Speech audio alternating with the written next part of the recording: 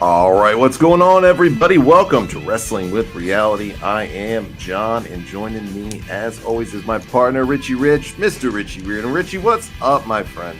Oh, just cooking out here in Phoenix, Arizona, brother, as always. So we're back in the summer, so oh man, it's 115. I was telling Rewind on the back end of things. 115 degrees today, man. 115 fucking degrees, man. How do you live like that? Hey, it's just another day in paradise, brother. Oh boy, well, it keeps you in business at least. Yeah, that's for sure. I picked a never-ending job out here, so. You know you're never going to be unemployed on that note, right? That's right. This isn't wrestling, it's brutality. Love it. Seriously. Well, it's good to see everybody out. I see what's going on, Paul. Nice to see you. Nice to see you, Laza, Chris, Jude. Rabbi Moses is here. What's up, dude? Sean, what's going on? Natalia would have made this match better. Oh, you're kicking me in the gut already.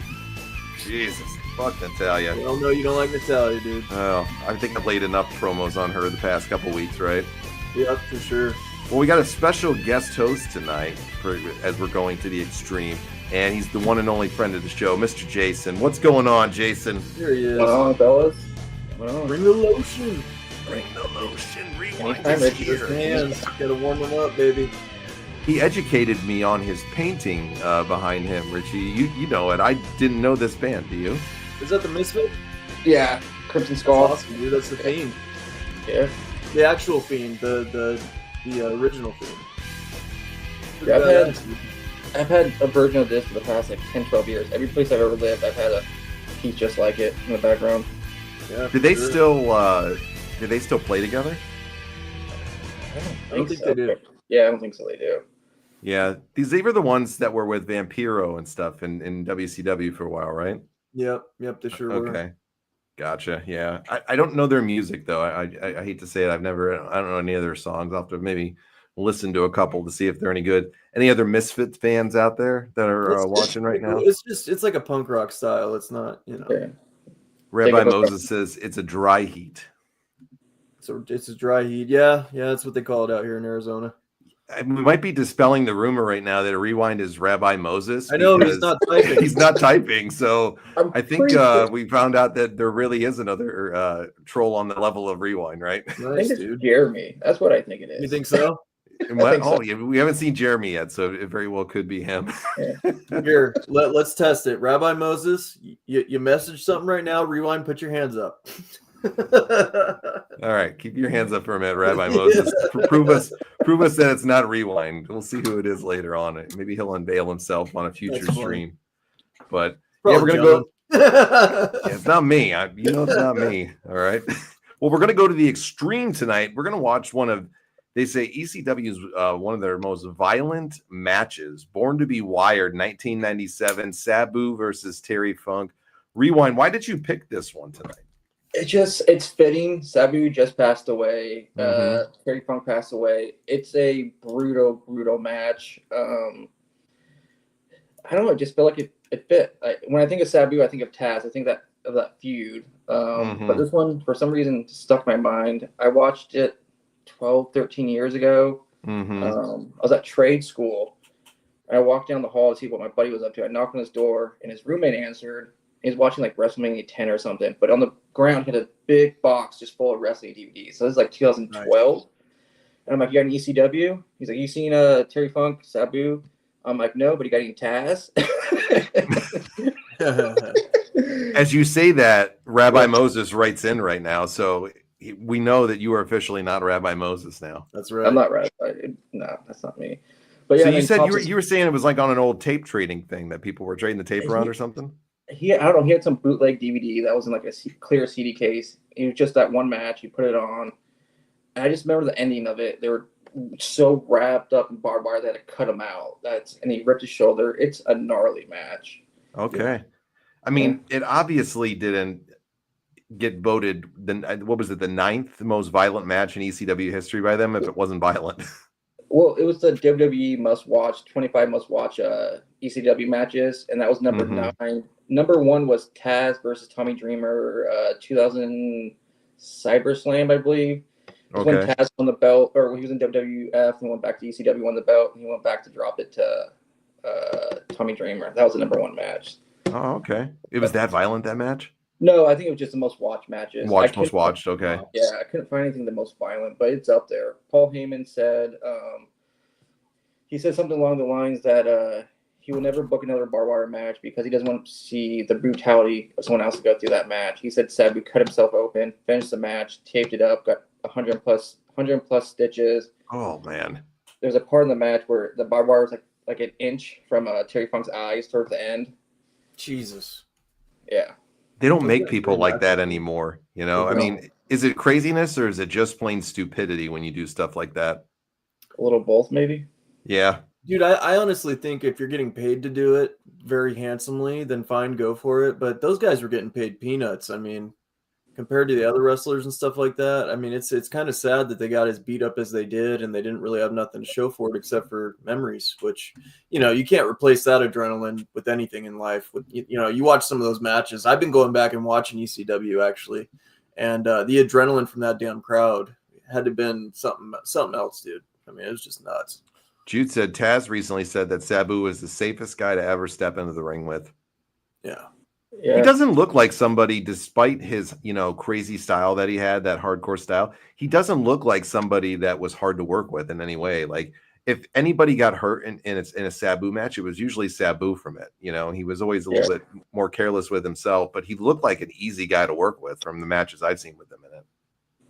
So yeah, Taz got pretty emotional when he was basically announcing that, you know, Sabu had passed away on AEW and stuff like that, and you could tell it really affected him, really hit him hard. So he also he put a story on Instagram I think the day after Sabu passed, talking about how he was just looking at old Sabu videos and how he's a true friend, and they had their love-hate relationship, but more love than hate, and he's gonna be sorely missed. And recently he was on RVD's podcast. They did a podcast about Sabu. It was those two just talking about him for like 2 hours.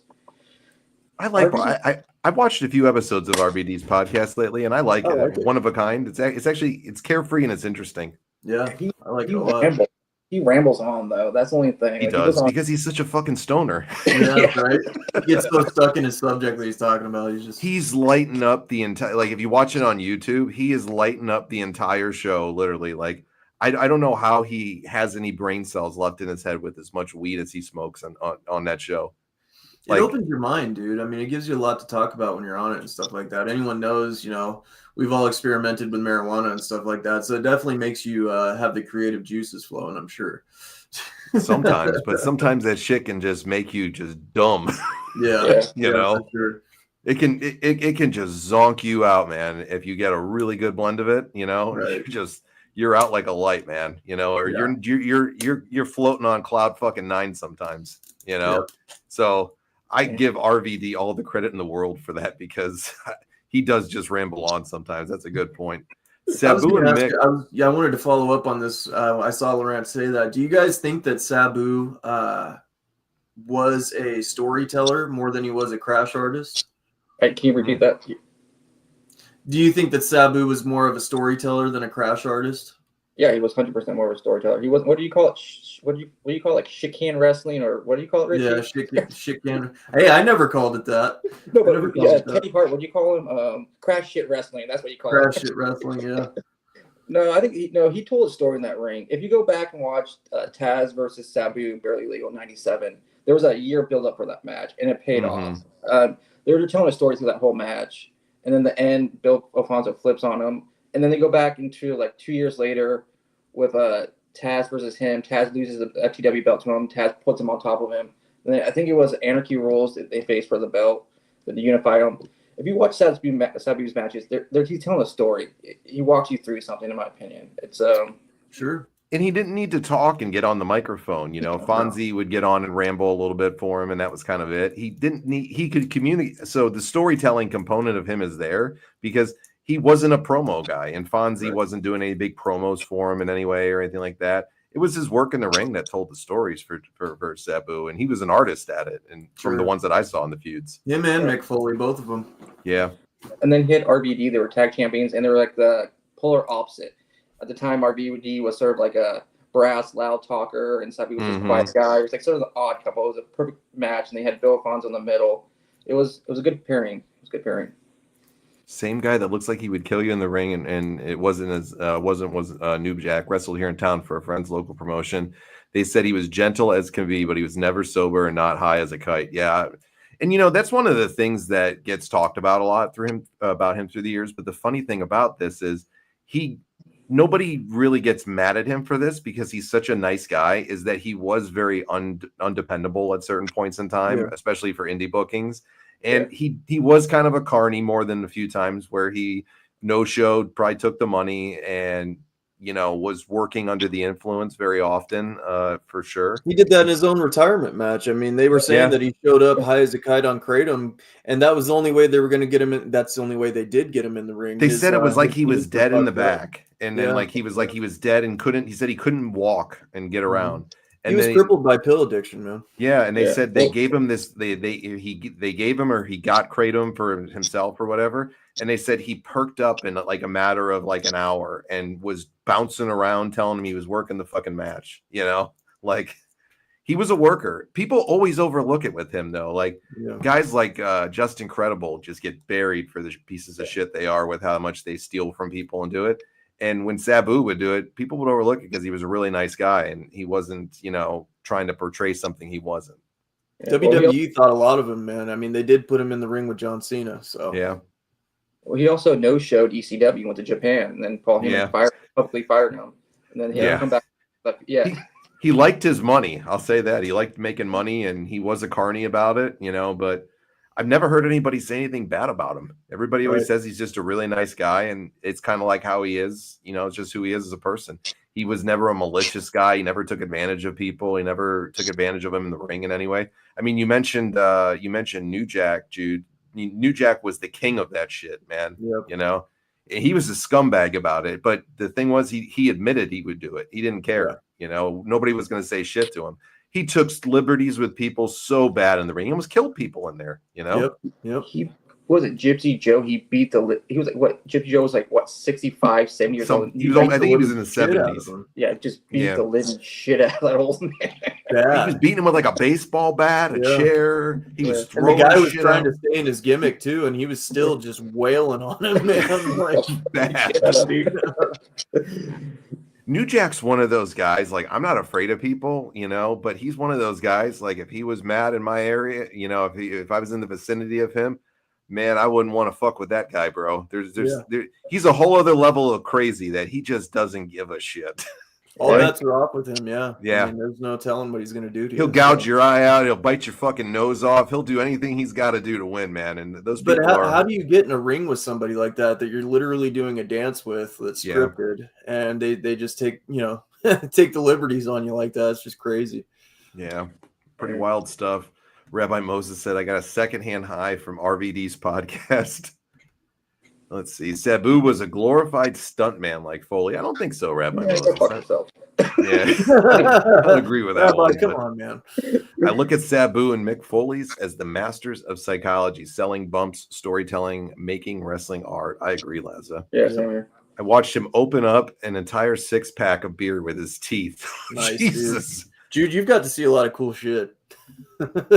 Jude can open a 6-pack of beer with his beard alone. Yeah, John can't even drink a 6-pack of beer with them lips. No, I really can't, man. You don't want me to drink any beer. Like, I don't drink as it is. So 6-pack, man, I'm going to be shit-faced. You'll see Frank the Tank come out in me. One day we're going to do this in person, all right? Yep. You'll see the old John for one night. That's going to be awesome. Yeah. It's going to be about a 6-pack of beer, though, in me. It's going to get me there. I'm not going to be able to hold my ground all night long. That's awesome. Gypsy Joe had no place to be in the ring at the time. Plus, Gypsy Joe was no selling New Jack. Yeah.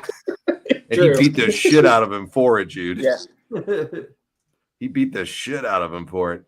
Well, before we get in the ECW match here to conclude the show, let's talk a little modern stuff that's going on. So it came out today that John Laurinaitis, the suit against him has been dropped by Janelle Grant in agreement with him that he's going to provide evidence and testimony, and he turned on Vince, so they would drop the suit on him. Did you guys hear this? No, I did not. Yeah, I did hear that. I actually just saw that as I was getting on with you in the background there. Yeah, he's basically gonna roll over on Vince and provide some evidence that groundbreaking, apparently. So we'll see how groundbreaking this is. I think Vince walks away scot-free, dude. Maybe. I don't know. Because he beat one case, but now he's doing the federal case now, right? Is that how it's going?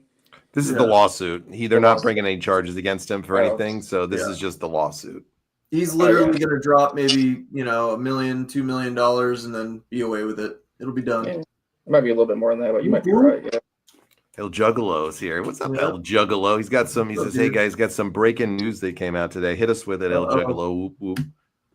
Hit us with that breaking news." I think he's going to end up paying a good chunk of money for. I think he's going to probably cough up about 10 million or so. If I was you think 10 million that high? Oh, easy. He's gonna clear out probably about $10 million.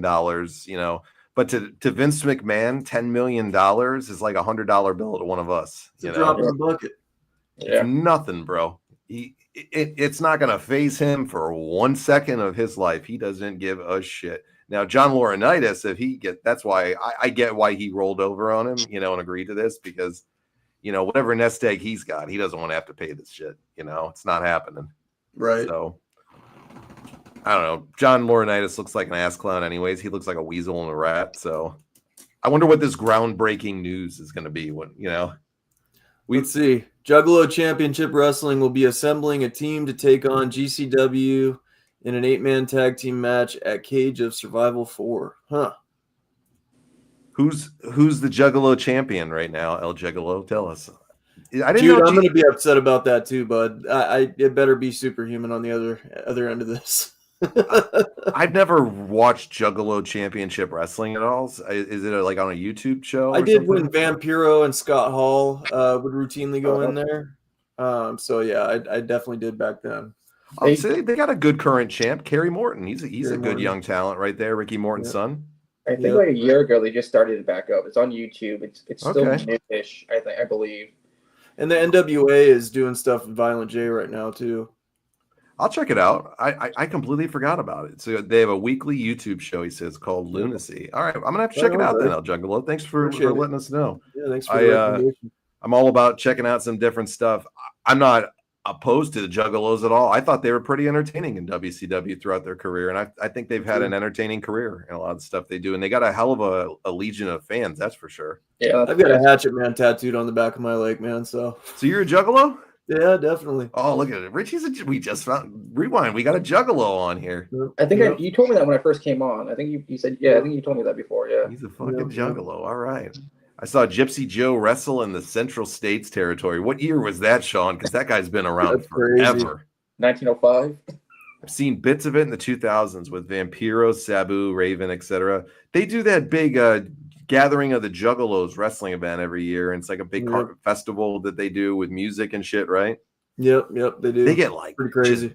They get like tens of thousands of people that come out to that shit. From what I've heard, wild show, dude. They have a little mini version out here in Arizona of it, and it gets pretty wild.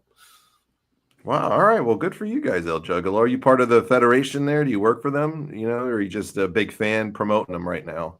That's pretty cool, man. Thanks for checking our show out, by the way, too, man. Welcome. Absolutely. Welcome. Make sure you subscribe, guys. If you're new, checking it out on YouTube or Facebook or wherever we're streaming this out, please make sure you subscribe, follow, hit the like button and everything like that. So for Facebook users, they're doing a new thing on Facebook now where they're deleting live videos after 30 days, everybody. So Jesus. Just so you know, like if you watch primarily on Facebook, it's always on YouTube too. We don't really promote the YouTube ever, we just kind of put it out there because it's just YouTube's a hard market, and I just haven't taken the time to relearn how to do a lot of the stuff or to try to figure the shit out. But we just kind of put it up on there. So if you ever want to check stuff out, later on for the Facebook people, just go over to our YouTube. It's Wrestling with Reality, and you can have all the archive stuff over there. Because I have no fucking idea why Meta's deleting, things that within 30 days that you got to. I think that's so stupid. But what do I know? Yeah. I'm not Meta. I'm not them. So just for you guys to know. So if you ever don't get a chance to check the stuff out live, YouTube has everything. I'm just a fan who knows the people involved in the promotion. Also, SummerSlam weekend GCW shows will be at the Williams Center in Rutherford, New Jersey. All right, nice, dude. Cool. Plug your shit, man. Throw it out there, man. Put it in the comments. People will see it. So there we go. I don't really know anything else that's been going on major for new stuff. Did anybody watch Saturday night's main event this week? I didn't. I did. Yeah, I did. watched. I loved the match with John Cena and R-Truth. I thought it was great. It was R-Truth's T-shirt I actually ordered on WWE.com, so I'll be wearing that on one of our streams. What was the ending? I didn't catch it. Basically the same thing that it's been for all John Cena matches as a heel. He low blowed him and kind of won the match. So okay. It was a little too short for my liking, but it was entertaining. R-Truth came out as John Cena with his music and everything, with the T-shirt. That's great. Fucking hilarious too. It was. So it's worth going back and checking that match out at least. Yeah. Okay. It's like 5 minutes long. It's super short. Okay. Yeah, I can get behind that. What about Bronson Reed joined up in Paul Heyman's new faction or something? Yeah, he took out CM Punk. It was pretty rough. That was one of the worst body splashes I've ever seen in my life, dude. Is that when he ran him through the guardrail or whatever? That was. Did he do that to Punk? Yeah, I think that was it. And then he showed up. Was it on Raw? I think it was on Saturday Night Main Event. Yeah, he did do it on Saturday Night's Main Event. Yeah. He pancaked him, man. Yeah, he did. Think about that big fucker just landing on you like that. Yeah. No, I don't think I'd want that. He looks like a beast too in the ring, that guy. Do you guys like the inclusion of him in Paul's faction? I think that Braun Breaker, I think it's the worst fit for Braun Breaker personally. I think he's going to get lost in the shuffle. Bronson Reed was kind of a random one to throw in there. I don't know where they're going with this whole thing. You know, you're going to have the story of Evolution be told over again, where Seth Rollins is going to be the Triple H. You're going to have Braun Breaker be the Randy Orton of the bunch, and then you're going to have, Batista be the Bronson Reed. It'll go the exact same way, I guarantee it. Mm-hmm. So they're just kind of rewriting that old feud a little bit, you think? Absolutely. But Seth isn't that old like Triple H was at that point in time. I know he's been around for a long time. He doesn't seem like he's seasoned enough in that role to be like the Triple H of the group to me yet. Yeah. But I get what they're trying to do a little bit, but it's got to be with Braun going over eventually and getting the belt to me. Yeah, I think that's the plan for sure. What do you think, Jason? I'm not sure. I'm just going to play out. I like him there. It's another enforcer. You got two enforcers now. You got Seth. See, Seth wants a belt. Why not have two big enforcers with you? Maybe they'll turn on Braun. I don't know. I'm just going to play it by ear. I like the idea. Now they have three people. Makes sense. They got Paul Heyman in his corner. I've been so disinterested in the product recently on all promotions, to be honest with you. Like, I just haven't been able to get into it. I turned on a couple minutes of Saturday night's main event, but I just couldn't bring myself to kind of watch it all for whatever reason. And I like Saturday night's main event and all that stuff. I watched the Logan Paul match, and I thought like that ending was just so stupid. I thought you wasted a potential to have Cody return later on and do something. Let this play out a little bit longer. Some people were like complimenting the ending. I thought it was so fucking lame to set up a stupid match at Money in the Bank that nobody really cares about. That's my opinion. What do you guys think of this? Jason, you can go first, man, and then I like Cody. I like him a lot. I like how he can talk. I like how he can wrestle. I like him back. I think they should have held out a little bit longer. I think he can beat Cena to get the belt back, but I think they should have waited another 3 months, maybe SummerSlam. But I like Cody. I like him a lot. He can talk. He can wrestle, and he makes matches interesting for me. So this should be a fun match. Let's see what happens. Yeah, I'm gonna be honest with you, man. I was hoping Cody would stay out a little bit longer and stuff like that. I think he deserves a better spot than coming back on a Saturday night's main event. I mean, that was kind of weird to me. I thought they would bring him back, on a more prominent pay-per-view. Something SummerSlam would have been perfect in my opinion. I don't know. I don't know. I don't want to see Cody Rhodes back in the title picture, dude. I really don't. I think he doesn't need the title at this point. I'd like to see other big storylines with it. I like Cody Rhodes. Like you said, I think he's the full package right now of WWE. I just don't want to see him in the title picture. I was excited to see him and The Rock go at it, but now that The Rock's kind of out of the picture, it's lost traction for me. Mm-hmm. Well, and that's not to say that I want to just see The Rock. I thought they were telling a great story. Yeah, I heard it's going to be a three-way. It's going to be a three-way tag. It's going to be Cena, Travis Scott, and Logan Paul versus Cody Rhodes, Jey Uso. I don't know who the third person is going to be. That's what I heard. Why Travis Scott, dude? Why would they put him in? Because they're trying to capitalize off of that market like they always do. You know, they always think it's going to bring some sizzle to it. I'll tell you, I think they go a little different. I think at SummerSlam, you might get a unification match between Jey Uso and John Cena. And I think John Cena beats Jey Uso for the title at SummerSlam potentially and grabs both belts. So, dude, that'd be awesome. Yeah. It's a great way to make the fans cry a little bit and He's really the drum last up some champion, interest. literally. Yeah. Well, so what does Cena say? I'm taking the belt home with me, and a YouTuber's going to have the other belt. How does that make you feel, Jay? So, yep. You think Logan Paul gets a heavyweight championship? Eventually, I think he does. Yeah, somewhere down the road. Yeah. It's not there yet, but I think it's coming. He's a great heel, though. You got to give it to him. He is a great heel. He's a Miz 2.0, in my opinion. Way better. Way bigger version of the Miz, and I like the Miz. But Logan Paul, you want to fucking hate him, you know? You just want to punch him. You want to punch him. You want to punch his brother. You want to fucking hate him. They're not likable. And the fact of the matter is people watch him like crazy, and they bring in numbers, and they bring in a shit ton of money, and people want to see him get their ass kicked, or they want to see him compete, or they want to see him do something. People love to hate him, and they love to watch him. So I think it's going to happen. I think it's inevitable. Maybe next year sometime. I don't think it's this year. And I don't think it'll be a long-term run, but I think it'll be for a while. It's going to be to turn some heads for a quick moment. You know, it's going to be for shock value, I think, and to kind of get that market. People who don't really watch wrestling, they're trying to use Logan Paul as a transition over to get those people over to watching the product. So I think that's why it's kind of a David Arquette move, though, in my opinion, dude. I think Logan Paul is a great athlete. I think that he can hold his own in the ring. Don't get me wrong. I just don't like Logan Paul. For me, man, if you watch some of the stuff he does, like when they were talking about that moonsault that he did off the top rope, and they were trying to say that nobody had ever done that move before, and then there was a guy that did a video that literally super crazy doing the same move in WWE. So I don't know. I think they're forcing Logan Paul down our throats a little bit.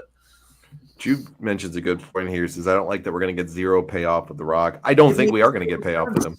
It makes zero sense. And I'll go one further. I was telling you guys this in our group chat as well. Like, I think Triple H and The Rock have a beef going on. Mm-hmm. And I think they're kind of sabotaging each other a little bit back and forth. I think that The Rock was made a fool of announcing WrestleMania. And we forgot this in the news. Announcing WrestleMania not being in New Orleans, and they're going back to Vegas. I mean, that makes The Rock look stupid. They had him come out on WrestleMania and announce that. Mm-hmm. So, and he's one of the top dogs in the high offices. So, you know, to have a guy like that come out and make an announcement and then do a 360 on it, you kind of think that Triple H had something to do with that. Very well could. It's a good possibility. I mean, the stuff with New Orleans I was going to hit on at the end, which is great you brought it up now, because what an interesting shift that was, because New Orleans has always sold out really well for them. So I can't imagine it wasn't going to be a big hit down there. New Orleans is just a mecca of massive events down in that area. I mean, they've had the Super Bowl, they've had the fucking college football national championships there, to say the least. WrestleManias before, you name it. They've had everything in the world over there, and they always deliver. They always sell out. They make a boatload of money over there. What do you think made them shift away from New Orleans this year? I honestly think that it's a money grab. That's a big portion of it. I think they had such a successful year in Vegas that they had to do it again. And I think the other part of it is Nick Khan grew up in Vegas. Mm-hmm. It doesn't make any sense to me to do 2 years in a row. I don't like it. I don't like it one bit. Well, I also heard they might just do WrestleMania in Vegas for here on out, and just once in a while go somewhere else, but mostly being just Vegas for WrestleMania. They're saying permanently they want it to be there? I've heard mixed things. I was watching a YouTube video about it. They said New Orleans couldn't pay or support that many people coming to their city for whatever reason. And then they said, that's what I heard. And then they said they could see WrestleMania staying in Vegas. They have done it in New Orleans, though. They have supported that. Yeah. The Super Bowl is bigger than WrestleMania. I mean, WrestleMania is huge, but the Super Bowl is massive. You know, like it's the biggest event of the year, and they've held it there. So that wow, I find that hard to believe. I did hear something similar about Vegas, but they were saying that they want to bring it there at a minimum of once every 5 years, is what they were saying. I can understand that. Yeah, minimum they were saying once every 5 years is there. So like Jude said, Vegas is money for WWE. It is. So I can understand if they do it a couple of like maybe alternated every 3 years or something. If Vegas is that big of a moneymaker for you, do it. I wouldn't want to see it every year though, because the cool allure of WrestleMania is the different stadiums they go to, different places they go to with it, the different sets. It would just seem kind of the same if it was in Vegas to me. They need to pump the brakes on this idea. Let it play out. Let them do, if they're going to do it again, see how it goes, see if it's as big of a hit. But I think the shine kind of gets rubbed off after a little while. Mm-hmm. They're trying to make it a resident act like they do with all the celebrities when they're kind of on their way out. They have this resident act for them. I don't want WWE, and I certainly don't want WrestleMania to be that. Could they bring it overseas, you think? Do they go to London or Saudi with it next year? That was the idea, right? I think that was Vince's idea. I don't know if that's Triple H's regime's idea. What do you think, Jason? You think they bring it overseas next year instead? No, not next year, but maybe somewhere down the road. I could see doing England or something like that, one of those big stadium shows. But I like the idea of it in Vegas every year. I really do. You know where it's at. The UFC's right there. You could watch a fight or whatever the week before. You got the Apex, so they could do a show there. I just like the idea of it in Vegas. But what about the rest of the country? I mean, that kind of puts you in a pigeon. I mean, you're in a corner at that point if you do that in Vegas. There's only so many times you can throw a Vegas themed WrestleMania before that gets stale. True. Where it is going to be every year, so you can buy your tickets earlier, plan your year around that. But again, I just like when they do things like the stages and stuff like that. They theme it based on where they go. For instance, out here they had a really, really cool stage, and the theme was the desert. Obviously, then you go out to Texas, you have the Longhorn, all that stuff in the background. I like culture in WrestleMania because the WWE universe is multicultural. You can't just keep it in one place and then call it the Mac Daddy show when you're a traveling circus, basically. You can't do that. How cool would it be to see WrestleMania in Wembley or one of the other big stadiums out there? Like, they're going to shut Tony Khan up eventually with that mark that he uses for the all in or whatever they call the show. WWE is eventually going to go to England and do this and just blow it out of the fucking water.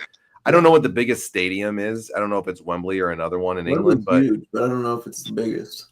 Yeah, I mean, Wembley holds 80,000 plus, so you're going to get a shit ton of people in there, but maybe they got a bigger one out there. I think it would be so cool to see it in Europe. I know a lot of people have hesitations about the time, because of the time zone change, but they'll alter it. That's why Saudi Arabia for WrestleMania, unless they're just paying them a boatload of money, like I can see the Saudis paying them like $250 million to bring it there, and they'll do it. They'll do it. It's a drop in the bucket to them. Yeah.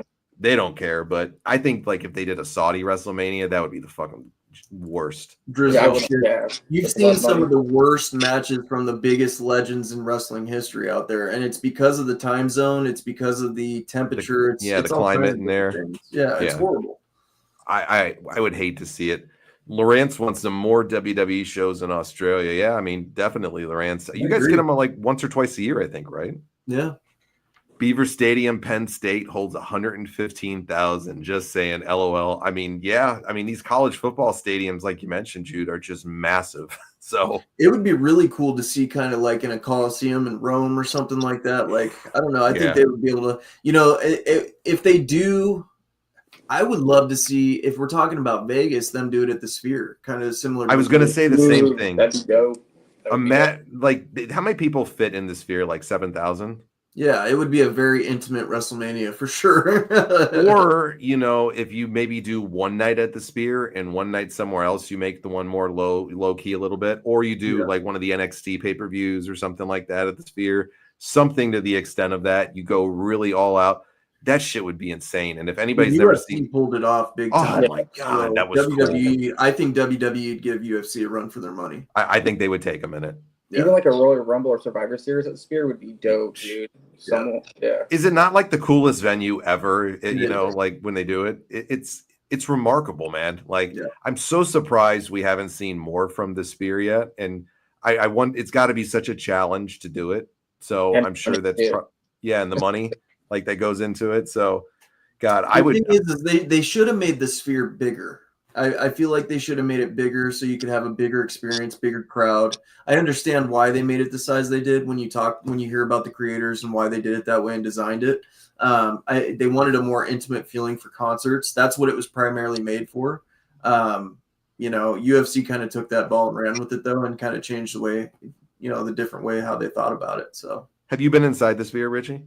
I haven't been inside it. I've been outside of it and seen it. It's amazing. Yeah, Jude says the Sphere is just a complete experience on its own.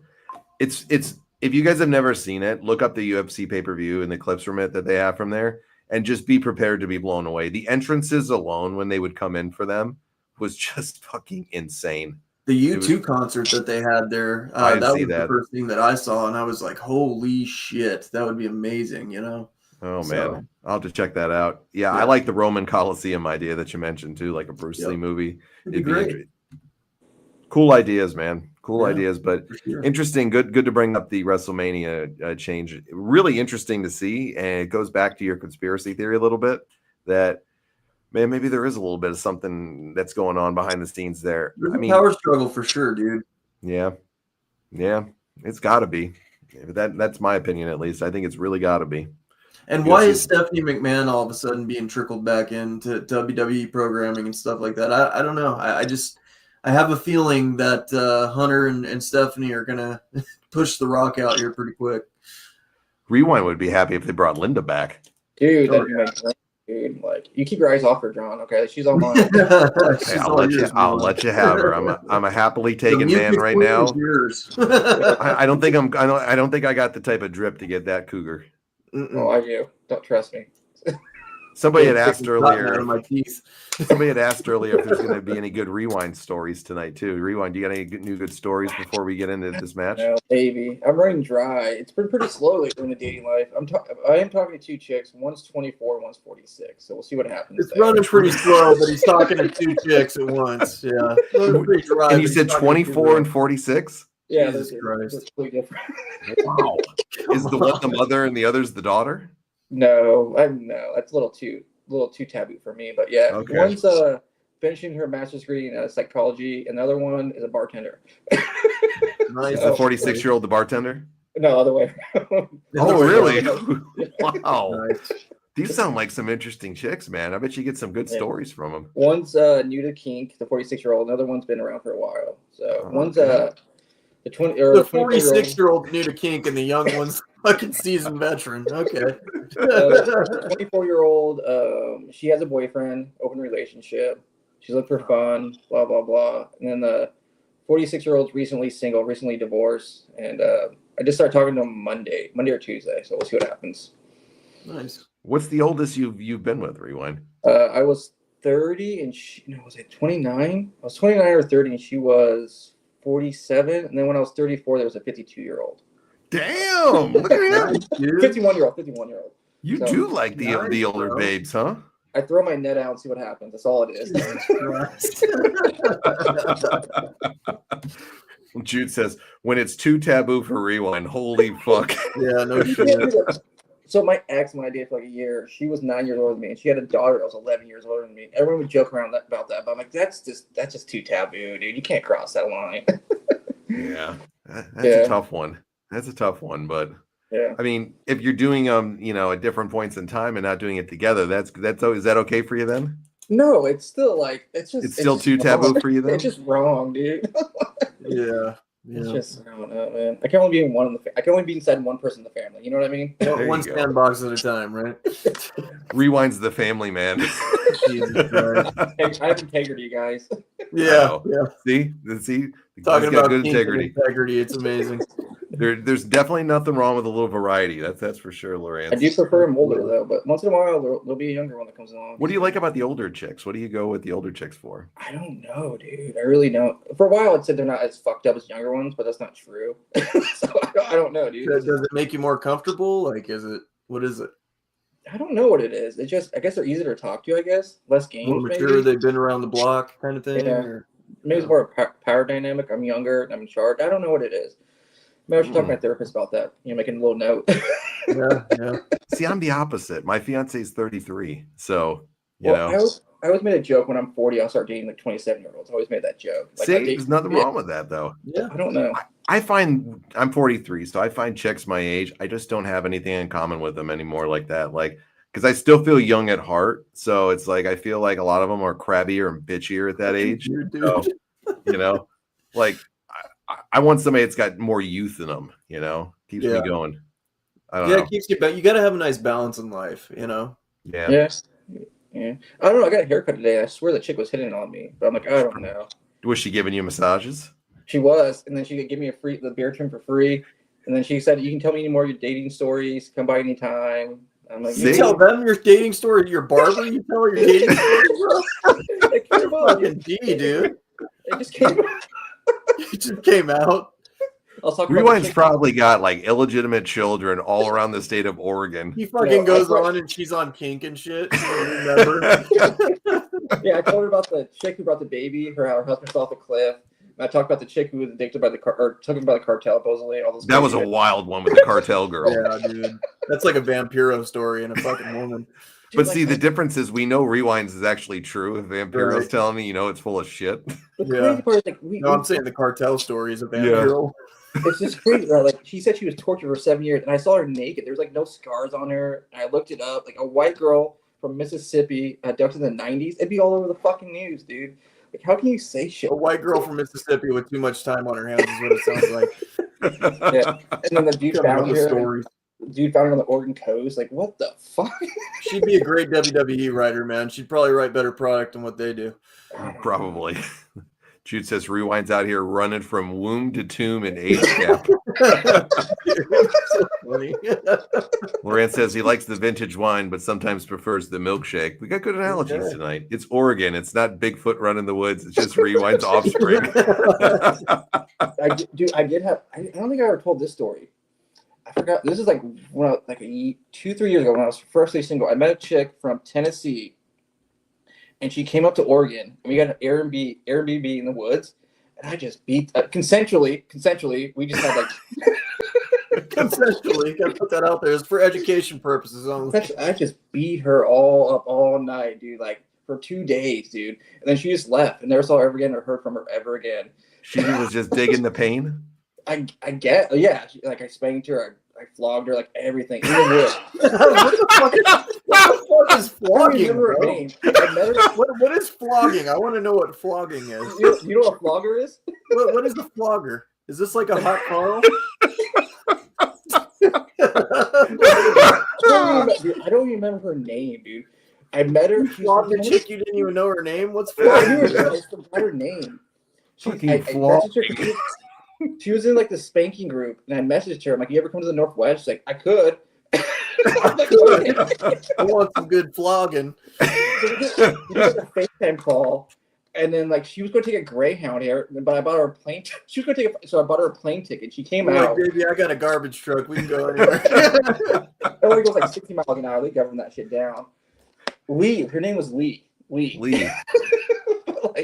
loves the flogging, man. She had like a metal. John Laurinaitis likes a good flogging. Yeah. She had a metal. John Laurinaitis is going to be bringing evidence out on Rewind from the sounds of it. He's going to be in the videos. John loves chasing after Natalia. You're safe, Rewind. Oh, boy. I heard about a myth called the Jersey Devil that isn't the offspring of Rewind, is it? What is that? I've never heard of the Jersey Devil. I want to know what flogging is, bro. Okay, so it's a big like you know how do I describe it? Sean's gotcha. Flogger's a style of whipping using a leather whip. Oh, yeah, but it has like multiple whips on it. It's like 10 or 5. You just like flog them. We got some kinky fuckers in here, Richie. They all know this shit. Do you remember when Undertaker, who was it, Edge? And yeah, cried him against the cross. He was flogging him. That's what it is, bro. Don't you steal my Undertaker moments from me? we know dolphin floggers, right, Richie? Oh God. Nothing wrong with building up them arm muscles, bro. They're flogomaniacs. Jesus. I thought I'd be into flogging though, dude. I tied her to a tree. We used to have a co-host that walked fucking off. Tree. We used to have a co-host that whacked off to his neighbor, so it's all good. I don't even know where she's at. You had to do it. Oh, fuck, you had to do that one. Jesus, I'm crying, man. So fucking Scott Hall. I zipped her. Okay, yeah, never mind. No, continue. This is great. I zipped her to a fucking tree and I flogged the shit out of her. Oh, God. A fucking Jude says a fucking cabin in the woods. Shit. A tree rewind. In a hot tub there too. What? She wanted to be tied to a tree? Yeah, I zipped her to a tree. And then I just flogged the shit out of her, and then I fucked her. It was like 2 days of that shit. She wanted to run around the woods and me find her. They're playing fucking hide and go seek, and the loser gets flogged. And then she just left. I'm like, you want to ride anywhere? She's like, no. And she just like left. It was the weirdest thing ever. Maybe that was her thing, dude. Yeah. Running in the woods. Fuck. Who has seen the film? Me, myself, and Irene. That fucking film is phenomenal, right? Oh my God. I wonder if I still have that hurt. Oh my God, that was funny. Jesus, Rewind. You are a fucking gem, bro. You're a flogging machine. He is the fucking flogging master. It's not my thing, not my thing. I love it, dude. It's got to be your thing if you did it for 2 days fucking straight. Rewind's got fucking tennis elbow after the end of the weekend, man. That's more than dipping your toes in, bro. But she's like, she was your age. She was like 43, 44, John. And she's like, I don't think my knee can take it this much anymore. Oh, Jesus. Oh, fuck. Fucking Where's Waldo vlogging edition. It's just Rewind's glasses, dude, instead of fucking Waldo. And she never called me. She called me sir the whole time. She never called me dude. She called me sir the whole time. Dude, come on.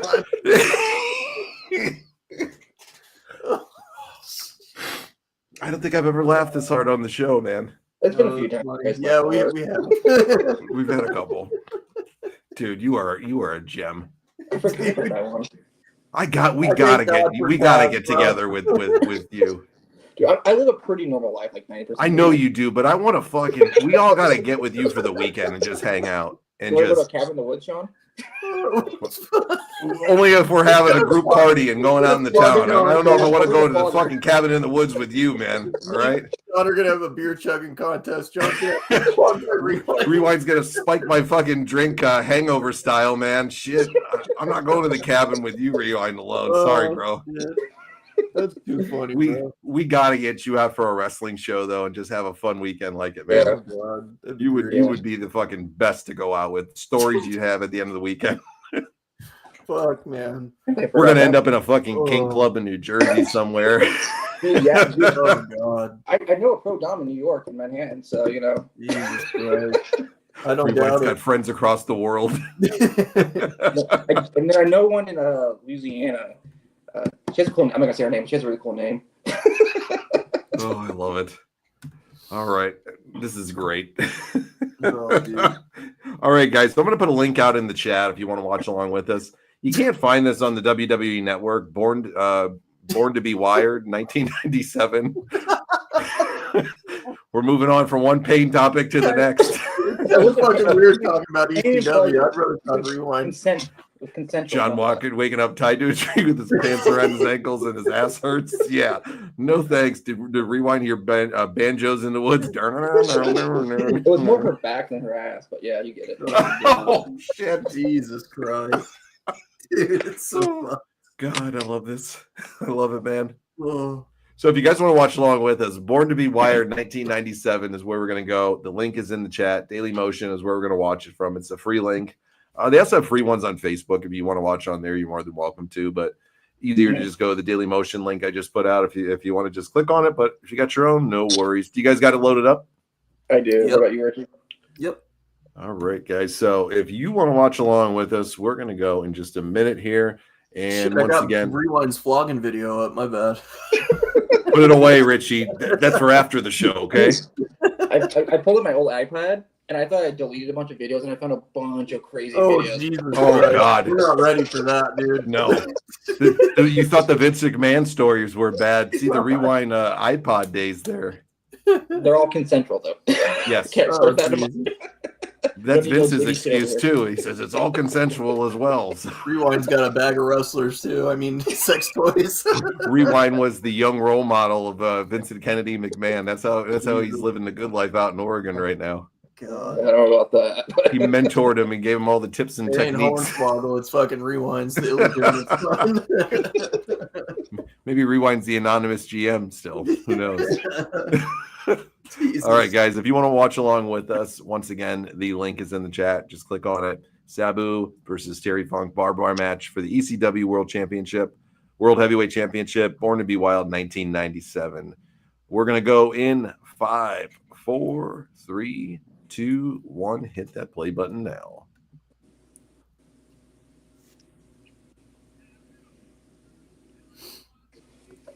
Is it me or did Terry Funk never fucking age? Never. He's like Arn Anderson. Boy, his knees look shot though. Like you could see him barely being able to stand up there, right? Yeah. He had horrible knees. I remember him being on the mat. He was in the doctor. The doctor was like, "There's no way you should be walking." So, yeah. Let alone getting in the ring and doing the shit that he did. Yeah. This is around the same time, I think, 97. I think that documentary came in 97, 98. How many drugs do you think Alfonso had to do to fucking have a smile like that? A lot. A lot. He was enjoying the fringe benefits of the behind the scenes in ECW with all the meth back there. Right. One of the WCW's best reps. I don't know why they fired him. Apparently Sabu has all the scars from using super glue instead of stitches. Yeah, probably. My buddy used to do that. Every time he fucked the shit up skating, he was super glue it shut. Rabbi Moses says, I now have to go to confession at the temple after hearing your stories. Rewind. Rabbi, you'll be okay. You'll be okay. Yeah. We can do a scene too, Rabbi, if you want. You know, me, you, oh, Jesus. Rewind's got a little yarmulke. Dude, I got a little. Never mind. Oh, God. Remember his dick pics he used to take with my dick in a hot dog bun and a fence pole. Like, just got a little yarmulke. Those little football helmets, quarter machines, those are fun ones. Like, oh back my God. Rewind, you're something, bro. They're fun, dude. Fucking hilarious. Then 1-year-old lady, see what she says. What a cool crowd it is at the ECW arena all the time too. Let's just say that were they a passionate fan base or what? They fucking loved it, dude. The same ones every week too. You can tell. Mm-hmm. The guy with the straw hat's always in the front row. It's him and his buddy. Yeah. A crowd of 1,300 here was the crowd for this contest at the ECW arena. This crowd of 1,300, when they get going, sounds like a crowd of like fucking 30,000 at other places. Yeah. True. They loved ECW, man. They loved that hardcore wrestling. A turban in the fucking crowd, you can see. Yep. Yeah. And look how young Sabu looks here, too. Yeah. Oh, nope. We put the brakes on that one. Who's this referee, Rewind? Do you know this guy? I don't. Only one I really know is John Fitch, I believe. Okay. He's the only one I really know. This ref has the high school wrestling shoes on, the A6. Yeah. I'm about 100 pages into Todd is God. I don't know how I feel about the book so far. You think Sabu respected Terry Funk? Yeah. Yeah. 100%. Did the Sheik, his uncle, ever have a match with Funk that you guys ever heard of? That's what I wanted to know. They had to. Because they would have crossed paths at some point in their careers, right? At some stage, yeah. Probably would have been in the later years of Sheik's career in the late 70s and 80s, but I bet you him and Funk came across each other at some point. Well, Funk really wasn't that big into hardcore wrestling until like the mid-90s, right? Or the early 90s? That's because that's all his body would allow him to do at that point, you know? I mean... Why do you think he continued to go for so long? He couldn't hang it up, man. It was his passion. That was his first love was wrestling. Mm-hmm. How many retirement matches did Terry Funk have? Like 1 million? That was the joke? Yeah. It was always the joke, man. How many? He is great in Roadhouse, for sure, Lawrence. I love Terry Funk in that movie. I just, with Terry Funk, though, like, and this is probably an unpopular opinion. I don't mean to offend anybody if he's one of their favorites. I never saw him as, like, a top guy for me, personally. You know, he was never a top 10 for me. He was never even a top 20, probably. Agreed. But I definitely loved the memories I had watching wrestle for sure. Well, he was hard to watch when we were growing up. I think we were close to the same age, Richie, because he wasn't really. ECW was hard to watch when we were younger, and then he was only on WWE as what was it, Chainsaw Charlie with Mick Foley. So we sort of missed him. You know what I mean? Sure. His glory years, yeah. Yeah. I came along a little bit later for him, but I remember some of his stuff as a kid watching. I never saw him as a mainstream big, main eventer either. I think he was a guy that was ooh, Jesus. That was kicked right into that. Oh, fuck. Ooh. I remember when we did our Trevor Murdoch interview, he always spoke of like Terry Funk as his hero and Harley Race as his hero and stuff like that. And I guess you're right, Rewind. It was just a different generation. We never got to experience that. So he was always a good transitional champ. That's how I could see him as like a transitional champ. The guy that gets it for a little bit, maybe brings it off of somebody and then passes the buck along to somebody else. That's where I can kind of see a Terry Funk role more for that's how I look at him as. He was definitely a locker room leader for ECW. He helped a lot of younger guys. Mm-hmm. What you guys put him on the map? I'm at 527 Rewind. Okay. Yeah, same here. 520, 531 right now. Yep. Okay. Jesus. Wow, he threw him up against that shit. Oh. Ooh. I was just watching an interview about Sandman going off on Kurt Angle about the that Jesus, that when they did the crucifixion. Oh, when Kurt decided he didn't want to re-sign with, or he didn't want to sign with him. Yeah, Sandman was kind of going off on him. He's like, yeah, but if the Undertaker did it to Stone Cold and put him on a cross, he'll go. Oh, damn, that's nuts. Oh, I'd have to cut him out of that shit. Yeah, he looks like he's bleeding too. I can't tell. For those who aren't watching, he picked him up and gave him an atomic drop right on his nuts, right on the barbed wire, and he's caught in it right now. Even if I was wearing a cup, dude, I wouldn't trust that. Fuck no, dude. Jesus. He's bleeding bad already. Yeah. That was insane, dude. Oh, fuck. He keeps throwing him into that shit. Yeah. He got caught right there. Oh, he's stuck in it. God. Jesus. Look at his back, man. Fuck. Wow. I never understood that either. Jim Cornette talks so much shit about this stuff, but he loved Terry Funk. Yeah. Yeah. Good point. Well, even Jerry the King Lawler talked a lot of shit about this, but Memphis was a pretty hardcore territory back in the day. They did a lot of crazy shit back there. Yeah, they did. Jerry was great when he came over there in the feud that he started with ECW. Did you guys like that? Yeah. I did like it. Yeah, you don't like it? No, I did like it. Oh, okay. I did. I enjoyed it, yeah. One of the loudest pops I ever heard in ECW was in that match was when Sabu, and I'm not just saying this because you love him, Jason, but was when Taz's music hit, when Jerry Lawler was beating the shit out of everybody in the end of that match with Sabu and was it Sabu and RVD or something like that? And Taz's music hit, and my God, man, that place erupted. Are you talking about One Night Stand, or which one are you talking about? It was when Jerry Lawler came out at the end when the lights went out. They had Jerry. No, it wasn't a Raw. It was an ECW show. He came on the ECW show, and they beat the crap out of Tommy Dreamer. Yeah, he busted balls open with a candlestick. He really, okay. I know what you're talking about, yeah. And then nobody would come out and help the ECW guys. The gangsters tried to come out, got the shit kicked out of them. Balls, Mahoney, and all of them tried to come out. Didn't work out. And then Taz's music hits, and the place erupts, and they all want none of Taz. It was a great moment in ECW. Dude, Taz was like the killer. Yeah, he was a dude you didn't fuck with. Or he was built that way. Promoted that way. Sean, I can understand why people can't watch a match like this sometimes. They're a little brutal to watch for some people, so I can understand that. Love the USWA versus ECW feud as well as the USWA versus Smoky Mountain. Oh, Jesus. Did they ever do a Abdullah the Butcher versus Terry Funk? They had to. Mick Foley wrestled him a bunch of times, I believe, overseas. I remember he writes about that in his book. And they were tagged up in WCW together for, I think it was 92-ish, and they would kind of feud back and forth. But I guarantee Abby and Funk have had a match at some point. Yeah. God, what is he stabbing him with, a fork or a steak? Yep. That's a fork. God. And he's not going light on him there either. Oh! Look at his fucking forehead. And he's hung up in the rope, too. Jesus. Uh-oh. He would have been in his 50s here, too, right, guys? Come on. Oh! Yeah, I think he's in his 40s here. Yeah, he has to be. Yeah. Sabu's such a bad motherfucker, dude. He is. He is. So Funk would have been in this one, 1997. He would have been 53 years old right here.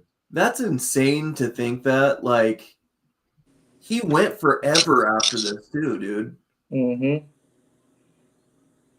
53 years old he was here, guys. Holy shit. Oh! Have you seen this match before, Richie? I've seen parts of it. I never saw the full match. Okay. And you haven't seen before either, right, John? I haven't seen it all the way through, just clips. Yeah. This is wild, man. Yeah. Good match. Sabu just ripped his arm open. Is this where he tore his bicep? I haven't watched it in like 12, 13 years. I believe so, and he tapes it up. It's a great match. I'll give you that. Like, they know how to tell a story. It's not like, and I'm not trying to hate on this if you guys like it, but GCW, you know, with the stuff that they do, it's not like a Nick Gage match. They actually have reasons for what they do in the ring. Oh my God! Look at his arm, dude. That's fucked. 100 plus Jesus. fix that shit. Was that his bicep that he tore? Yeah. Oh shit, man. 1, 2, no, he kicks out, gets caught in the barbed wire for his trouble. I'm pretty excited, guys. June 9th is Monday Night Raw out here, and you got Gunther. I can't remember who Gunther's going against. I think it's Logan Paul. Uh-huh. Are you going to go watch? I'm pretty sure I'm going to go get tickets, yeah. Nice. Lorenz says, I've been listening to some podcasts where they relive old ECW shows. It's reminded me of how much brilliance ECW had outside of its rep for being just extreme, wrestling full of art, very creative. I agree, Lorenz. I love a lot of ECW stuff. If you guys haven't, go back and watch ECW. It's not all blood and guts. They have a lot of great technical matches. Most of the cards hold up still to this day. I mean, ECW was ahead of the curve in so many ways. They were. I'll back you up on that, dude, because I've been watching it when I go to sleep at night. That's kind of what I do. I'll either watch Nitro or ECW, and I'll tell you what, the ECW stuff's very entertaining. You know, it lives up to it, and a lot of their stuff, like Benoit and people like that, they were all found in ECW. Mm-hmm. So, Rey Mysterio, Eddie Guerrero, Nancy, Woman with Sandman, classic. I mean, all that shit holds up. Yep. Miss Congeniality, 2000 or 99. She made her debut in ECW. 99, yeah. 99, yeah, okay. She feuded with Tammy Sitch, right? Tammy Sitch. Yep. Yeah, I think she was paired up with like Dawn Marie or something. There he is. He's taping it up. Yeah. Yeah, I think we were talking about that last week, and we agreed we're definitely going to cover more ECW on the show here, guys. So we were thinking about once a month we're going to do an ECW theme show. Mm-hmm. Some sort of topic, watch along for it. It's always entertaining. To be honest with you, we've been doing this show for 5 to 7 years now. I think me and Richie have been doing it for about 5+ years together, off and on. Yep. And we really haven't covered a ton of ECW on here, right, Richie? No, we haven't. And that's something I would like to do. I mean, ECW is something we haven't tapped into. And to be honest with you, it'd be fun because a lot of it, like this match, for instance, we're seeing it for the first time, from start to finish. So it's a good match too. Yeah, it's what's interesting about ECW. A lot of people don't go back and watch it. I mean, it's gold, dude. It really is, in my opinion. Yeah. And you see everybody that does podcasts and stuff like that. They cover Nitro, they cover Thunder, they cover Raw. They don't cover ECW. And it's interesting too because '97, ECW would call WCW and WWF at the time Cartoon Land, right? Because look at the shit they're doing right now. Look, it's miles apart, man. It is miles apart. Fonzie just got ripped open too. Ow, on Sabu, just getting dropped on his stomach now. Honestly, dude, like if they had the funding behind them and they would have had a better business, regime behind them, and Paul Heyman is just the creative guy, I think they would have put up a bigger fight.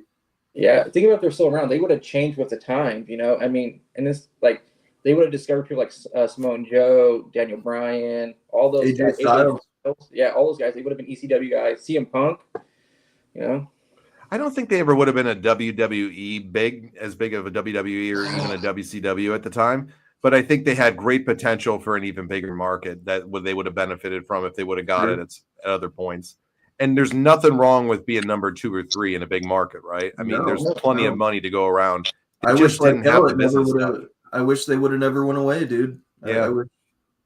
I mean, think about it like from this perspective when you look at it, it's like people have their favorite soft drinks if they're a soda drinker. There's no shame in if Coke's number 1, there's no shame in being Pepsi at number 2 and Dr. Pepper at number 3 or whatever, you know. Yeah, they're making a boat ton of money. I just don't think they had the strategy and the right people on the business side of it. The creative was there, the wrestlers and the passion was there. They just didn't have the important part, which was a good business acumen. Right. Yeah. Can agree more. But they would have been different. They would have been alternative. They wouldn't have been, because WCW and WWF at the time, they were competitors, but ECW would have been the alternative to it. And it was. Right. It would have been something different. And you know Paul's smart, how intelligent Paul was with creative stuff too, and how he did understand the business of wrestling. He knew enough to know that it was fine to be the alternative to them, that he didn't want to be them. He wanted to be an alternative to them because he knew there was a great market there for it. And Paul Heyman's always appreciated the size of the wrestling market, but he's also always had his finger on the pulse of society and what they've been cool with. You know, back then it was the grunge thing, and that's why ECW was so cool at the time. Yeah. You know. And like gangster rap too, like New Jack and the gangster stuff like that too. Yeah. Even like Taz. Taz was ahead of his time. He was the first, like, I guess you'd say MMA style wrestler, right? You know? Yep, for sure. And you got to say about him too is he wasn't your cookie cutter wrestling look. He was short. He was kind of stocky. It was all that stuff. Nobody else was going to give him a big shot. He got a shot in ECW and made millions for himself over the life of his career. I think he proves that size doesn't matter. Right, and that's what made Paul Heyman, so special is he focused on people's strengths and not so much on their weakness. Yeah, Mikey Whipwreck, I was going to use that as an example. Perfect example. Yeah. Sorry to interrupt you there, Rich. I was just no, you're good. Mikey Whip, it's a good point, man. Mikey Whipwreck. Who would have ever put a title on Mikey Whipwreck? Nobody. That guy didn't even have like the cookie cutter wrestling look either. The clothes that he would come out in were weird dragon, like not matching shit. And Paul made him to be like a fucking star there, and people loved him there. He was a triple threat champion there. He won the tag belt, the world heavyweight, and the TV belt. Yeah. Well, and don't forget, I mean, he definitely was doing the Stone Cold Stunner too back then too. So I mean, it's we got RVD in the ring. Moves. Yeah. I mean, Sandman was awesome before Austin, Yep. Yeah. Fucking RVD, man. I loved when he came out dressed as Sabu that one time. That was cool. How cool was RVD at this point in time, though, too, guys? Coolest. Right? The fucking coolest. He was ECW's Brad fucking Pitt, like. He really was. Badass. Is he wearing a Diddy shirt? I hope not. I don't think so. I think that's a Sean John shirt. It might be. 97. Yeah, he's got a Diddy shirt on there, I think. I think you might be right, John. The Diddler? He's the Diddler, man. That's a Sean John shirt right there. How many P. Diddy parties do you think Alfonso's been at? He's probably been the meth dealer for all of them. I think the problem is that people just think that ECW is chair shots and tables, but it's so much more. Absolutely, Jude. I agree. Rant says ECW reminds me of pro wrestling translating to the brilliance of a Quentin Tarantino or a Martin Scorsese film. Very good analogy too. Well, they also did that Pulp Fiction episode of ECW. Remember that? Yeah. Yep. Could pro wrestling translate to something as brilliant as ECW nowadays? I feel there's a market for it. I think there is a market for it, Lawrence. I just don't think that there's a big enough market for it on a mainstream level because we live in such a sissy, pathetic society now that people will try to get them canceled. That's why I don't think there would be. And my thing is, too, I don't think we have the artistry that we used to have with those kind of characters, the Mick Foleys, the Terry Funks. They would do things that would mean something, and they had that old school feeling of they knew how to tell a story. These guys today, man, you see it, and they just make a mockery of it. The Janellas and the Nick Gages of the bunch, like it's garbage to me. Look at Terry Funk is completely wrapped in barbed wire. Yeah. Can you imagine how bad that hurts right now? Fuck. Is Sabu going up for his finisher, or is he just going to cover him? I think he's just going to cover him here. Yeah. Maybe you know what not. I love about Sabu doing right there is he didn't like just go to lightly touch him. He propelled his whole body on him to pin him there with barbed wire or not. He didn't care. He's going to fucking put him through a table with that shit on him. Rewind. How many Diddy parties have you been to? Zero, dude. Zero. One thing I can say about Rewind. Yeah, Rewind's not doing any freak offs. Yeah. Love Mikey Whipwreck with his whippersnapper move. Yeah, Mikey was great in ECW, Lawrence. He was really good. He's getting more fucking barbed wire, bro. Like, yeah, he's gonna flog the shit out of him. Is he going for the Arabian Buster with the barbed wire? No fucking way. He's gonna flog Terry Funk. He's wrapping himself in barbed wire to make this hurt more. Oh! Fuck Jesus. That. Fuck that. I'm good. Whoa. Sabu's like, Styles. Yeah, get me the fuck out of here. Dude, they're like connected to one another. Yeah. Even Fonzie's fucked up. Fonzie's jacked up. If Roddy Piper would have went to ECW. Can you imagine why Kurt Angle had never seen wrestling like this before? Yeah. Scared. Dude, it's caught in Funk's head. Yeah. That's fucked. That's like, it's so close to his eye, too. Yeah. It's about to gouge it out from where he was cutting. I love how Funk would sell it, man. He'd sit there and scream like he was an old man getting hurt, you know. Oh! Was an old man getting hurt? You know. Dude, you know they're hurting when the referee and Alfonso are lifting them back in the ring. Yeah. It's not even, yeah. Look at Funk and Sabu, how their bodies are just wrapped up in that. God. Wow. You can't even do anything at this point. Like, just pin him, man. Yeah. Even Joey Styles is being quiet in his commentary. Terry Funk just checked Sabu's oil there. Look at the barbed wire that's caught inside of Sabu's back right there. What do you do at this point? What do you do? It's like Twister and fucking barbed wire, dude. This is where this was the last barbed wire match. You know what I mean? Yeah. I can understand. This is so dangerous. Can you imagine this nowadays? You can't even get out of it. Yeah. They got to clip him at the end of the match. I just remember that clearly. Yeah. Funk at 53 years old doing this is wild. Insane. Great match. Yeah, there's the pin. Yeah, and they clip him. Alfonso's crackhead ass getting in there with his shirt. Rocks were on Alfonso after this, man. He was smoking everybody up in the back to get that was in this match if they wanted to be. Good Lord. Sabu wins the ECW title. Fucking gnarly, dude. Great match. Yeah, that was really, really good. Crowd's wanting more too. I just finished watching the 2001 Training Day. It reminded me of the greatest storylines of professional wrestling back in the day. Rewind just goes to the woods for the freak offs. A lot of current wrestlers are trying to be like the show Jackass for a cheap pop. Yeah. To quote JR, stop the damn match. Yeah. Just look at them, how they have to cut them out. That's crazy. I mean, look, that's Terry's fucking throat and his head. Yeah. That's human flesh in there, man. I mean, that's... Terry's wife must have been fucking pissed if she watched this match when he came home. It kind of just goes to show you, like when that asshole journalist said that wrestling's fake, you want to show him something like this and be like, okay, yeah, that's fake barbed wire there, bud. Yep, totally. Yeah. The crowd is even quiet and clapping for everybody now. And here comes Dreamer back again. He's checking on his checking on everybody.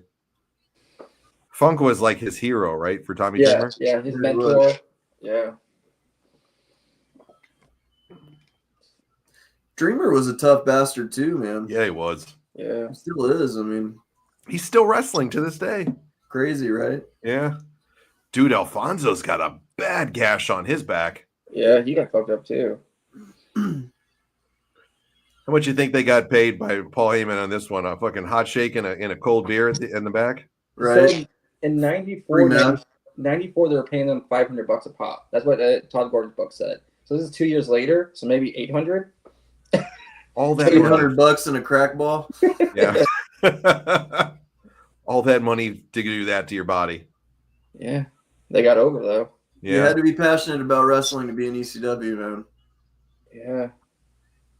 Is there a place for stuff like this after watching a match like this? Do you guys still feel in today's day and age? I don't see it. I don't think they'd ever allow it. I mean, you're seeing that with GCW. It gets a little bit of popularity, but the momentum gets killed, pretty immediate.